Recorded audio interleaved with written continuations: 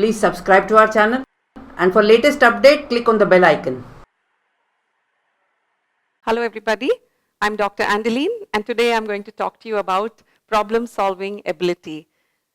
So as I've written here, PSA. I'm going to refer to this as PSA because I don't want to keep repeating problem-solving ability all the while long during this lecture. So dear listeners, the problem-solving ability is a very important skill for us because we encounter problems at different level in our own lives. We encounter problems in our professional life, and we encounter problems based on the society. So it's very important for us to have this skill. Now, how do we develop this skill? It's a natural instinct that each of us have, but the point is we fail to see the possibilities or the strength we have to solve a problem. We all face problems at different levels. Problems could be based on our personal life, personal problems which I refer to. Problems can be based on professional growth. Problems can be based even on societal impact. So what I'm trying to tell you is we all have the ability to solve our problem, but we fail to understand our potential. That is number one. Number two, we fail to understand the problem. When there's a problem, immediately we tend to get frightened. We develop a kind of phobia, and we sometimes run to rescue, or we sometimes run to the help of others. Sometimes we get into depression. We tend to lose the confidence we have. I'm going to share with you a little example. We all use earmuffs, especially during the cold climate. So how did this earmuff actually come into invention? So it was once a person named Chester Greenwood. When he was 15 years old, he would love to go ice skating. But as you know, ice can damage the eardrum, and it could even promote hear loss. So his grandmother was nagging him not to go ice skating because of the extreme cold. But this boy, just being 15, was very adventurous. So he used the influence of his grandmother and developed the earmuff. So it was just some pieces of wool or cotton threaded together with the help of a wire or with the help of a rope. So initially, that's how the earmuff was invented. So his grandmother also was engaged in preparing different types of earmuffs for him, and looking at him in the snow for so many hours without getting cold, so his friends started implementing. Later on, as the boy grew up, he started his own earmuff company and thereby gave jobs to many people. So that's how the earmuff actually came into being. So I hope every time you use a earmuff during winter, you will remember the story behind it. So that was once a problem to him. The cold wind was once a problem to him, but still he wanted to explore in ice skating. So he's been thinking as how he can make both the things happen. So that's when this invention came into being. Problem solving means you just don't look at a problem from the same angle. You look at it at different angles, looking at it from different views. For example, if there's some miscommunication or misunderstanding between the teacher and the student, we should not approach the problem only from a student's point of view. We need to look at it from the teacher's point of view. For example, if the teacher had to scold the child, so immediately today's society tends to react immediately to support the child because child rights is important, etc. I agree. But it's also important for us to look at the teacher's point of view as to why the problem arose from her side or why the problem arose from the student's side. When you look from both the sides, only then we'll be able to settle down with a correct solution for this problem.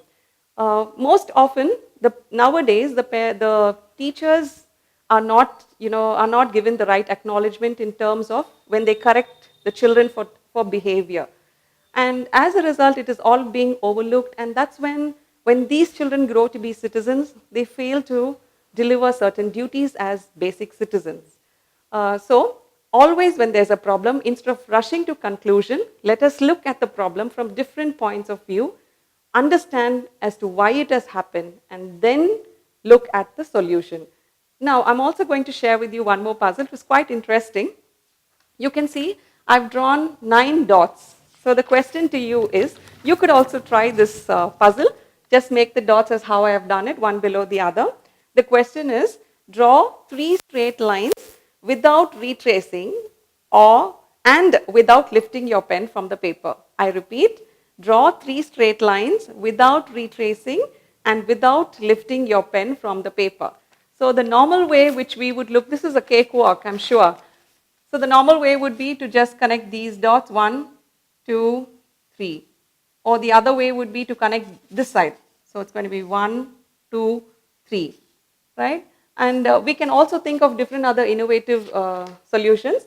So this is the normal method as how we look at at solving a problem. But what are the other ways? I would like to share with you this technique. So it's going to be 1, 2, 3. So this is also another one. Now, when we have a problem, it's very important for us to connect the problem using words. This is called the mind mapping technique. As why did the problem happen? For example, if an employee was asked to, exit from a particular team project or a project work which was assigned to them, we have to first connect the dots. Why was the employee asked to leave the project? He was not asked to leave from the job, but he was asked to leave from the project. So why did it happen? Before this happened, what else happened? What else contributed to this problem? And then, by sending this person out of the project, what is the result obtained? So by analyzing this, we'll be able to understand the problem. Then what we can do is the employee could call and speak to the person who was asked to leave. Speak to him, understand his view as well before taking a decision.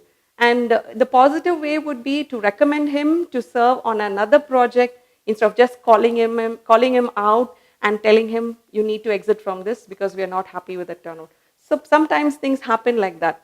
But the highly recommended approach would be to politely tell him that his services are not required in this project, but we would like to use you elsewhere because of your coding skills, because of your multitasking ability, etc. But when the problem occurs, we need to connect the problem with words.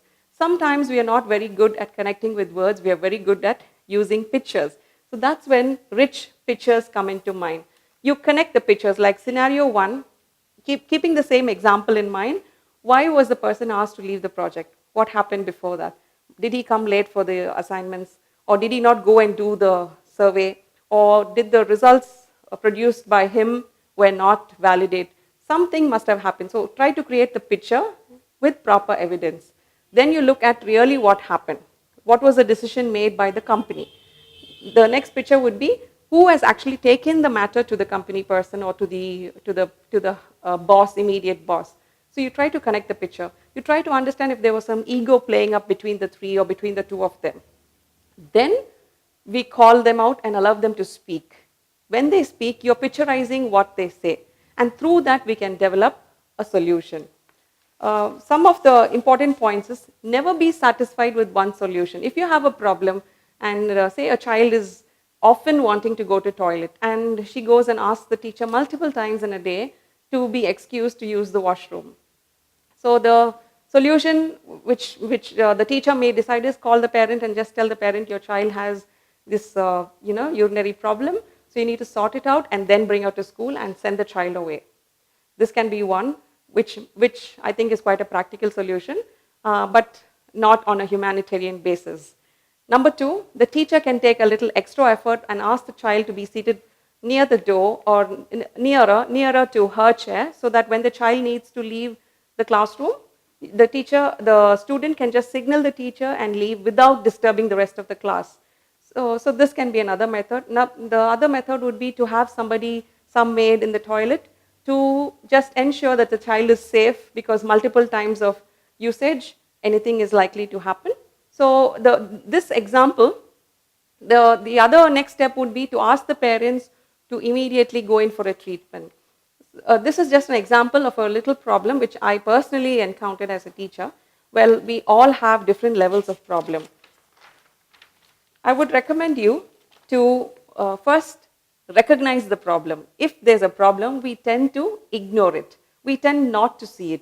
We tend, not to pay attention. So that is our mistake. If there's a problem, first we need to recognize it, and then after recognizing, acknowledge reflect on the problem. Why did this happen? Why am I having a clash with this particular team leader? What was the reason? Go up to her, try to sort it out. We need to understand the issue of the problem, not just keep repeating the problem. I have a problem with her, I have a problem with her is not the mantra to the solution, to the problem. All right, it's not the solution to this problem. By repeating the problem, we are not going to progress, but instead we need to work at alternatives. Have the courage to go up to the individual, if possible, sit down and talk out the problem.